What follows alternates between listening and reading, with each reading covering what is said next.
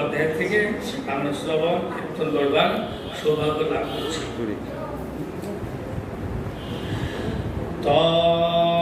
তত্র কুচিন্দ্রিপ দৈব চোদিত প্রভু বলিয়াংসরাক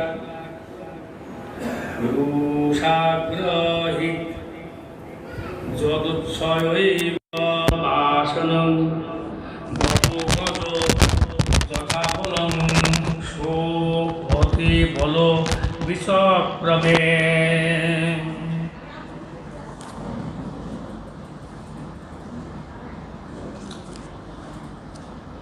গৃহাসক্ত পুরুষ গৃহ আসক্ত পুরুষ,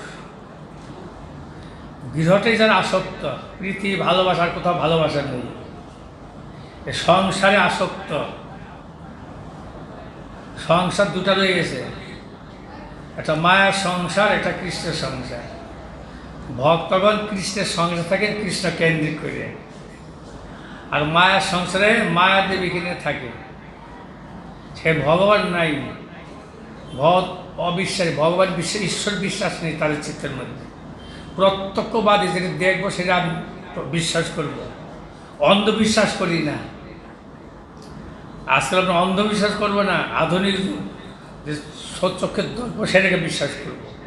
তুমি কি দেখতে পারো? তোমার কি চক্ষু আছে? এই চক্ষুতে কি দেখা যায়? হ্যাঁ, আমরা কিছুই দেখতে পারি না। হ্যাঁ, এই দেওয়ালের পিছনে কি আছে তাও দেখতে পারি না। কি বললো আছে আমাদের চক্ষু? জড়চক্ষু। আমাদের ছিলেন এক মহারাজ, ছিলেন বন মহারাজ, প্রভুপাদের আশ্রিত। বৃন্দাবনে যাচ্ছেন ট্রেনে করে কলকাতা থেকে। তখন সেই ট্রেনে তো কয়েকজন কলেজের ছাত্র উঠেছেন, 5-7 জন। তো সাধু সন্ন্যাসী মানুষ তো বসে এক সিটে বসে আছে।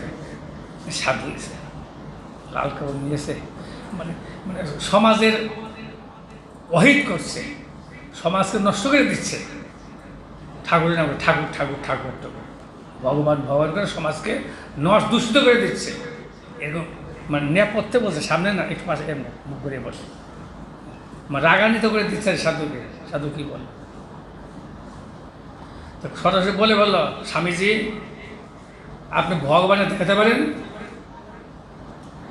তো বলছেন, বাবা আমি তো বৃদ্ধ মানুষ, বৃন্দাবনে যাচ্ছি, আমি তোমাকে ভগবানকে দেখাবো, আগে আমার একটু উত্তর দাও, তোমার উত্তর আমি পরে দেব। তুমি আমাকে একটা শ্রীগাল দেখাও এখন, শ্রীগাল, শিয়াল। হ্যাঁ, তো বলছেন শ্রীগাল দেখতে হলে ট্রেন ছেড়ে স্টেশন নামতে হবে, টিকিট ক্যান্সেল করে নেমে যেতে হবে স্টেশনে। তারপরে এখন তো বেলা 4টা বাজে, সন্ধ্যাবেলা অপেক্ষা করে গ্রামে যেতে হবে, জঙ্গলে যেতে হবে। যদি সেখানে জঙ্গলে যাওয়া যায়, কোনো তখনই অপেক্ষা করলে শ্রীগাল দেখা যাবে, দর্শন হবে। বলছেন আমাদের স্বামীজি বললেন, একটা শ্রীগাল দেখতে যদি এরকম সময় দিতে হয়, ট্রেন পরিত্যাগ করতে, বৃন্দাবন যাওয়া বন্ধ করতে হয়, আর ভগবানকে এরকম এখনই দেখা যাবে ট্রেনের মধ্যে? তাকে দেখতে হলে আমার সঙ্গে বৃন্দাবনে চলো। হ্যাঁ, বৃন্দাবনে চলো। হ্যাঁ, বৃন্দাবন সাক্ষাৎ গোলক ধাম, তোমাকে দেখাবো, তুমি তো আমাকে দেখাতে পারলে না। তর্ক করছো, আমি তো কৃষ্ণকে দেখাবো, কৃষ্ণকে দিব। হ্যাঁ, তুমি দিতে পারো, তোমারও শক্তি আছে। আমি তো কাঙ্গাল, কৃষ্ণ কৃষ্ণ বলি দায়ী তো পাশে। সেই ভক্ত গুরুদেব, বৈষ্ণবগণ, বৈষ্ণব সাধুগণই তারা ভজন করে, সেই পথে আছে, সেই পথে যাচ্ছেন বৃন্দাবনে। বৃন্দাবন বিহারী ভগবান শ্রীকৃষ্ণ দর্শন লাভ করবেন, তার কৃপা লাভ করে সেবা লাভ করবেন, আশীর্বাদ লাভ করবেন। এই প্রকার প্রত্যক্ষবাদী। আমরা যদি দেখবো সে দর্শনগুলো দেখবো না, বিশ্বাস করবে না, এটা বুদ্ধিমত্তার নয়, অজ্ঞতার পরিচয়। এই সংসার 2 প্রকার, মায়ের সংসার, কৃষ্ণের সংসার। মায়ের সংসারে ভগবান নেই, অন্ধকার। যেখানে কৃষ্ণ নাই সেখানে অন্ধকার। কৃষ্ণ সূর্য সম, মায়া হয় অন্ধকার। যাহা কৃষ্ণ তাহা নাহি মায়ার অধিকার। সেখানে মায়া নেই, যেখানে কৃষ্ণ আছেন সূর্য সম। সূর্য উঠে গেলে আর অন্ধকার থাকে না। তো ভগবান ভজন যারা করে তার সংসারে অন্ধকার থাকে না, সুন্দর আনন্দিত সুখময় হ্যাঁ, জীবন লাভ করেন, সংসার জীবন, দাম্পত্য জীবন অত্যন্ত পবিত্র সুন্দর কৃষ্ণ সেবাময় জীবন, কৃষ্ণ ভাবনময় জীবন লাভ করেন। শ্রীমন মহাপ্রভু চৈতন্যদেব গোলক ভেট হরি তিনি বলছেন কৃষ্ণের সংসার করো ভাই, কৃষ্ণের সংসার করো, কৃষ্ণ কেন্দ্রিক করে কৃষ্ণ ভজন করো, হরি আরাধনা করো। এর সংসারের সার শ্রীকৃষ্ণ ভজন, শ্রীকৃষ্ণ কীর্তন, শ্রীকৃষ্ণ স্মরণ সংসারের সার, সারং সারং সমুদ্রিত সব সার একমাত্র সেই ভগবানের পাদ পদ্ম সেবা প্রাপ্তি। ভগবানের দর্শনই পাই না, কী করে? তার ভক্ত আছে না, ভক্তই তো ভগবান দেখাবেন, ভক্তই তো গুরুদেব তিনি তো ভগবানের কাছে পথ দেখিয়ে দেবেন তোমাকে। নিজের চেষ্টা আমরা কিছু পারি না। যে কোনো বস্তু পেতে হলে, জানতে বস্তু হলে গুরুকরণ করতে হয়। এই জগতে যে কোনো শিক্ষা লাভ করতে হলে গুরুর নিকটে একটু আশ্রয় নিতে হয়। আর ভগবানের কৃপা লাভ করতে হলে গুরু আশ্রয় করতে হবে না, সাধুর আশ্রয় করতে হবে না। সাধু বলছেন সংসার মুক্তির দরজা, মুক্তির দরজা। এই সংসার বন্ধন শৃঙ্খলে পড়েছি, আমাকে মুক্তির পথ দেখাই দিয়েছে, উদ্ধারের পথ, শান্তির পথ। উপদেশের দ্বারা শাস্ত্র গুরু আত্মরূপে, শাস্ত্ররূপে গুরুমূর্তিতে, সাধুমূর্তিতে আত্মরূপে আপনাকে জানান কৃষ্ণ মোর প্রভু ত্রাতা, জীবের হয় জ্ঞান। তখন জীবগণ, জীবকুল তারা অনুভব করতে পারেন, বুঝতে পারেন, তখন তারা সেই জ্ঞান লাভ করে। তাই এখানে বলছেন গৃহাসক্ত পুরুষবৎ কৃপাবান ঈশমায়া, ঈশমায়া ভগবানের মায়া, মায়া আসক্ত সেই দুর্মত হস্তি, শুণ্ডাগ্রে উদ্ধত জলবিন্দু দ্বারা স্বীয় স্ত্রী, সে আবার নিজের স্ত্রী হাতি হস্তিনী ও সন্তান সকলকে স্নান করালো, পান করাইয়া জল সেই সরোবরের জল পান করালো সন্তানগত স্ত্রীকে, নিজে পা শুদ্ধে উঠিয়ে। অতিশয় কষ্ট হইলেও তাহা আলোচনা করিল না, কষ্ট হলে সে অনুভব করছে না, সংসার আছে, মায়ের সংসার। কষ্ট হলেও সেটা অনুভব করেও সেটা আর আলোচনা করে না। কষ্ট তো হয় নিশ্চয়ই, হ্যাঁ, পরিশ্রম হয়, কিন্তু করার কিছু নাই, সংসার চালাতে হবে তো। সেই পরিশ্রম মনে হয় না যেখানে প্রীতি রয়েছে। এই প্রীতির বল ভগবান। আমাদের মাইক জগতে প্রীতি, ভগবান প্রীতি থাকে, তখন আর কষ্ট নাই। এখানে আমরা বসছেন আপনারা, আপনারা কত ভাগ্যবান, ভাগ্যবতী, সৌভাগ্যবতী মায়েরা এখানে আসে। সংসারের কত কাজ ছেড়ে এখানে এসছেন, বসছেন কেন? এইটা হলো সংসারের মূল উদ্দেশ্য, হরিভক্তি অর্জন করা, ভগবত জ্ঞান অর্জন করা, ভক্তি অর্জন করা। এই সংসার কষ্ট হলেও সাথী সেদিন অনুভব করেও মানে আলোচনা করিল না। হস্তিনী ও শাবক গণকে স্নান করাইয়া তাহাদিকে ওই জল পান করাইতে লাগিল সেই গজরাজ। হে নৃপ, সেই সরোবরে দৈব প্রেরিত মহা বলশালী কোন কুম্ভীর ক্রোধে ওই গজেন্দ্রের চরণ আক্রমণ করিল। আমরা এই কথা শ্রবণ করেছি গতকাল। দৈববশত এক অত্যন্ত বলবান কুম্ভীর ছিল সে সরোবরে, ঋতু নাম উদ্যানে, বরুণ ঋতুবধ উদ্যানেতে সুন্দর স্বচ্ছ জলতে সেইখানে এক হাতি এসে সেই আক্রমণ করল। এই কুম্ভীর এসে হাতির পায়ে ধরলো, কামড় দিয়ে আক্রমণ করল। মহাবলবান ওই গজপতি, সে গজপতি যে গজপতি রাজা, গজরাজ, জুতপতি গজরাজ, সে মহাবলশালী সেও। সে চিন্তা করছে এই কুম্ভীর আমাকে কী করবে, সাধারণ আমার কত শক্তি, কত দেহ বিরাট, জলে ট্রেনে উঠে যাবে। এর অভিমান জগৎ, অভিমান, আমার সঙ্গে কেউ পারবে না, আমার কত শক্তি, আমার শক্তি আমাদের কিছুই নেই, আমরা আস্ফালন করি আমার শক্তি কোথা থেকে এসে? বল যাকে যত শক্তি দেন, বুদ্ধি দেন, হ্যাঁ, শক্তি সরস্বতী ভগবান, হ্যাঁ, ভগবানের শক্তি অবলম্বন করলে কিছুই পারেন না। একটা কাহিনী শুনতেন পুরাণের মহারাজগণের নিকটে, ওই 100 দেবতাগণ মানে যুদ্ধ করে তার স্বর্গরাজ্যে বাস করছেন ওষুধ পরাস্ত করে। তখন ইন্দ্র বলছেন, আর দেবতা বরুণ যম বলছেন, আমার শক্তি, আমার বুদ্ধি, আমার আমরা দেব পরীক্ষা পেয়েছি, হ্যাঁ, আমার শক্তি, আমার বুদ্ধি আর সকলে আস্ফালন করছে। তখন তখন ভগবান এক ব্রাহ্মণ বেশ ধারণ করে, বৃদ্ধ ব্রাহ্মণ, তো সেই দেবপুরীতে স্বর্গপুরীতে এক পাশে বসে আছে। দেবল ইন্দ্র সভা করছে দেবল ইন্দ্র। তো ইন্দ্র ওই ব্যক্তিটা কে? সে মর্তে থেকে এসে একটা মানুষ, ভগবান বৃদ্ধ ব্রাহ্মণ রূপে সে অনথ দূরে বসে আছে, দূরে। আমাদের সবাই তো অধিকার নেই, কী করে আসলে স্বর্গের? সে মর্তের লোক মর্তে থাকবে। আমরা তো স্বর্গবাসী, দেবপুরীতে দেবতাগুলি বাস করে। এ কোথা থেকে আসলো? যাও তো, কে আসছে তোমাদের এখানে? দেখছো প্রথম অগ্নিদেবতা ছোট, অগ্নি অম, বিষ্ণু বই পরম, আর অগ্নি বই অবম, তৎ অন্তরার অন্য দেবতা। অগ্নিদেবতা পাঠিয়েছে, সে গিয়েছে, আপনি কে, আপনি পরিচয়?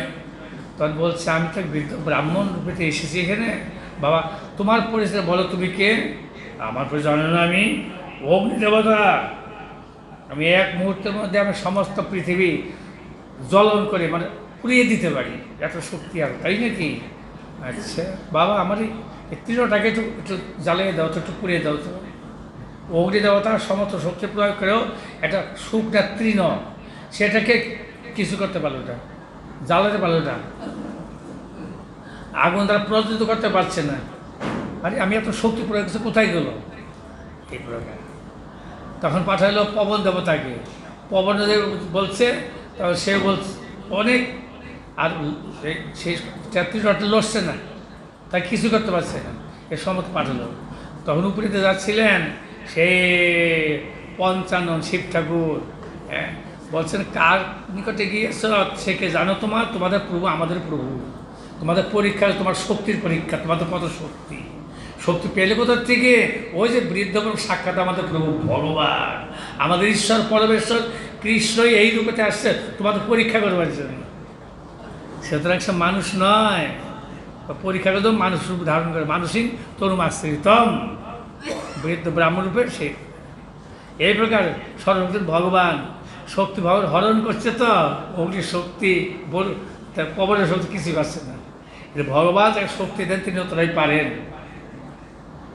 নিজের ইচ্ছে কিছু সম্ভব নয়, একমাত্র গুরু বৈষ্ণব কৃপা। তাই এবং বলবান ওই গজপতি দৈব বশত এই প্রকার বিপদে পতিত হয়ে যাবে, দুর্দৈব।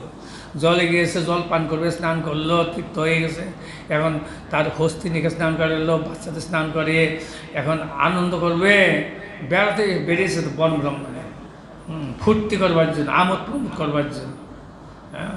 কিন্তু মাঝখানে একটা এ প্রকার নক্র কুম্ভী তাকে আক্রমণ করেছে, টানাটানি করছে, কিছুতে কিছু হয় না। এবার সহস্র বছর কেটে গেল, সহস্র বছর যুদ্ধ সংগ্রাম, গজমুড়ির যুদ্ধ, গজমুড়ির। এই আমরা সংসারে মায়ের টানাটানি করছি, মায়ের আমাকে নিচে থাকায় আমি উঠতে চাই, আমাকে ট্রেনে, আমি মন্দিরে আসতে চাই, মন্দিরে ট্রেনে নিয়ে চলে যাই, আমি ঠাকুর দর্শন করতে চাই, মায়া আমি নিয়ে যাই, ওর অনেক কাজ আছে সংসারে। কলকাতা আমার একজন ভদ্রলোক আসছে, বলছে আমি সংসার থাকবো না, আমি মঠে থাকবো। ভালো, মঠ তো 8 বাজে ভজন করবার জন্য, আর ভজন করতে আসছেন তো, হ্যাঁ আমি ভজন করবো, সব মায়ের সঙ্গে থাকবো না, আর পারবেন তো? আচ্ছা, কয়দিন রইল? 1 দিন, 2 দিন, 3 দিন, এতে একটা তার প্রতিদেব নিখোঁজ, পায় না, তো খুঁজতে লাগলো, খুঁজতে আমাদের মন্দিরে এসে গেছে, কলকাতা মঠে, কলকাতা মন্দিরে হেড অফিসে। দেখতেছে তার স্ত্রী কয়েকজন লোক নিয়ে এসে, তার ভাইকে নিয়ে আমার সময় 5-7 জন এসেছে, খুঁজতেছে, খুঁজতে 3 দিন পরে দেখছে উপরে সিঁড়ে থেকে নামতেছে, কলকাতা মঠে গেছে জানবেন, সিঁড়েতে নামতেছে, এই তখন তার পত্নী করছে কি, ধরে পাঠা ছাগল আপনার টেনে নিয়ে চলে গেল, পাঁচটা ছাগলের তার স্বামীকে টেনে নিয়ে একটা গাড়ি ঠিক করে ট্যাক্সি চলে গেল। কাকে বললো না কিছু, কেউ কেউ বললো আদেশ টেনে নিয়ে চলে গেল। আমার তো আমার স্বামী তো। এই যে মায়া, মায়ারে পড়িয়া যায় ছাড়ো না যায়, সাধু গুরু কৃপা বিনা নাই কোবায়। একমাত্র গুরু কৃপাই কেবল, সাধু কৃপা, মহৎ কৃপা, শাস্ত্র কৃপা। এটা শাস্ত্র শ্রবণ করতে হয়। তথা তরু যুথপতি করে নব বিকৃষ্য মানং তরসা বলিয়সা বিচুক্র সুন্দর দীন ধিও অপরে গজা পাঞ্চি গ্রহাস্তার ইতুং ন সকন।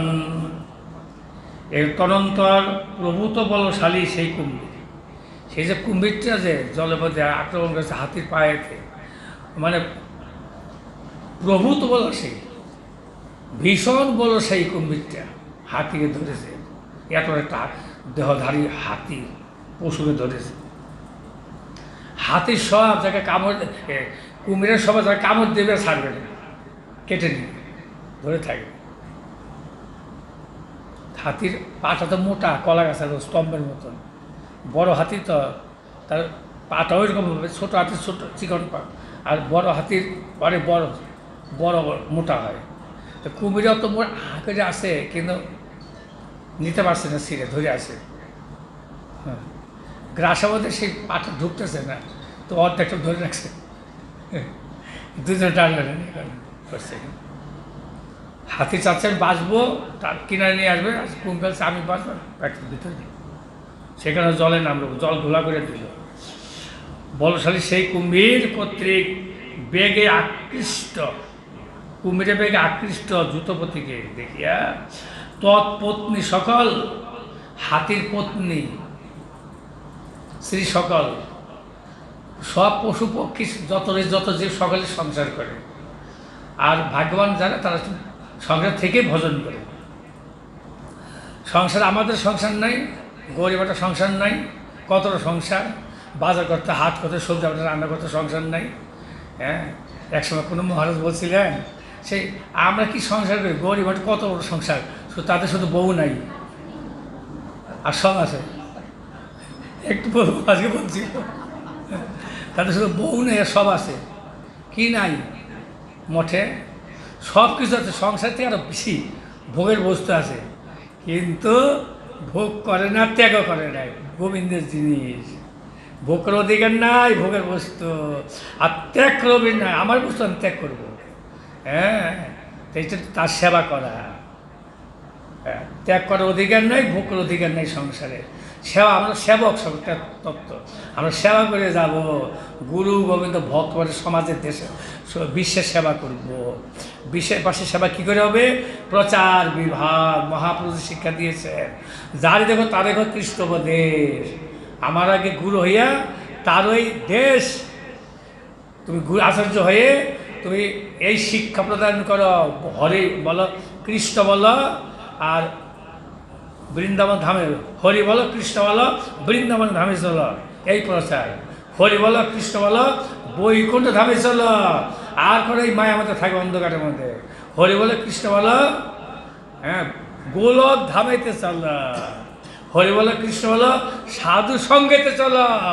সাধু গেলেই তুমি সেই সাধু যাত্রা তো সেই পথের পথিক হইয়ে, তার সেই পথে চলছে। ঊর্ধ্বপন্থী ন সংসারেই আছে, সকলের সংসার, আমাদের সেই সংসার, অর্থাৎ জগন্নাথের সংসার। এটা জগন্নাথের সংসার, পুরী ধামের জগন্নাথের সংসার না। সব উৎকলবাসী, সব জগন্নাথ তার কিছু বোঝে না। আর মহাপ্রভু উৎকলবাসী, প্রত্যেক ঘরে ঘরে সেই জগন্নাথের মহাপ্রভু। যে মহাপ্রভু কেন হয়েছে, ওই আমাদের প্রচার করেছিলেন, এই আজকে যে যার আবির্ভাব, পরম পূজ্যবাদ ত্রিদণ্ডী স্বামী শ্রীমদ ভক্তি গৌরব বৈখানু মহারাজের আবির্ভাব। এই উৎকলবাসী, উৎকলবাসী, উৎকলের তিনি ব্রাহ্মণ, উৎকলের রাজপণ্ডিত, এবং তিনি সে তন্ত্র জানতেন। এরকম তন্ত্র জানতেন। এই প্রকার আমাদের সংসার করতে হবে। আমরা কাকে নিয়ে সংসার করবো? গোপালকে নিয়ে। যশোদা মা এত বড় সে রাজরানী, হ্যাঁ, সে কি গোপালকে নিয়ে সংসার? গোপাল আমার সন্তান, আমি সন্তানকে খাওয়াবো, মাখন খাওয়াবো, স্তনপান করাবো, আদর করবো, গোছার সাজিয়ে দিব। আবার রাধারানীকে নিয়ে সেই জায়গায় জেলিয়ার চলবে, হ্যাঁ, যে যাবতকে নিয়ে এসে রান্না করে তাকে দিয়ে। যশোদা মা কেন রান্না করে? রাধারানী হাতে পাঁচিত বস্তু গ্রহণ করে তাদের পরমই বাড়ে। দুর্বাসামণি বর দিয়েছিলেন রাধারানীকে, হ্যাঁ, রাধারানী হস্তে রন্ধন বস্তু যে গ্রহণ করবে তার পরমই বর্ধিত হয়। দেখো আমার সন্তান গোপাল তার পরমই বাড়বার জন্য রাধারানীকে রান্না করেছেন, হ্যাঁ, নিয়ে আসতেন নন্দালয়ে। তখন যশোদা পরিবেশন করতেন, যারা পরিবেশন করে খাওয়াতেন সন্তানকে, রাখাল বাড়ি সকলকে গোপালকে খাওয়াতেন। এই হলো কৃষ্ণ সংসার। কৃষ্ণ কেন্দ্রীয় সংসার করো। শাস্ত্র বলেছেন মা সব কতদিন থাকবে? উৎকৃষ্টত জাগ্রত প্রাপ্যবর নিবদস্য ক্ষুরস্ব ধারা নিহিত দুর্গম পথস্থ কবয় পর্যন্ত। কবিগণ, ঋষিগণ, মুনিগণ শাস্ত্র বলতেছেন আর কতদিন ঘুমাইবে মায়া পিশাচির কোলে? গোরাচার দেখে বলে আর কতদিন ঘুমাবে? চোখ খোলো। আর কতদিন চোখ মুছে থাকবে? হ্যাঁ, চোখ খোলো, দেখো সন্মুখে সেই বস্তু রয়েছে। তোমার যে সেই দিব্য বস্তু প্রাপ্তি, সেই বস্তু পাবে, তুমি তাকাও। আমি তাকাই না, মায়ের দিকে তাকিয়ে আসছি, ওই দিকে তাকাই না। সেই তো সেটা কীভাবে তাকাবো? এই চক্ষুতে হবে না, অন্তর্দৃষ্টি। অন্তর্দৃষ্টি কী করে হবে? সে বৃন্দাবন কী করে দর্শন করবো? মনে মনে চিন্তা করবো বৃন্দাবন ধাম। বৃন্দাবন গিয়েছিলাম, সে এইরকম লীলা দর্শন করে এসেছি। কৃষ্ণের জন্মস্থান, কত বড় মন্দির, বিশাল মন্দির, বিড়ালে করে দিয়েছেন, মসজিদে ঢেকে দিয়েছিল, বিড়াল মসজিদে ঢেকে দিয়েছেন মন্দিরকে। সেখানে কী যে আনন্দ রয়েছে যারা ব্রজপুরে গিয়েছেন, সে আনন্দকে ভুলতে পারি না। এবার তো বৃন্দাবন পরিক্রমার কথা ছিল, কিন্তু এইবার 2 বছর তো বন্ধ হয়ে গেল, আবার 2 বছর 3 বছরের মাথায় আবার হবে। এই বৃন্দাবন পরিক্রমা, নবদ্বীপ, অভিন্ন বৃন্দাবন, নবদ্বীপ মায়াপুর এখন হবে কি না এবার, এখন মহাপ্রভু জানে তার কী পায়, এখনো সিদ্ধান্ত ঠিক হয় নাই। মায়াপুর পরিক্রমা হবে কিনা ফাল্গুন মাসে দোল পূর্ণিমাতে। এ ধামে যাওয়া মানে কি? জীবনটা সার্থক করা, জীবন সার্থক করে পরোপকার।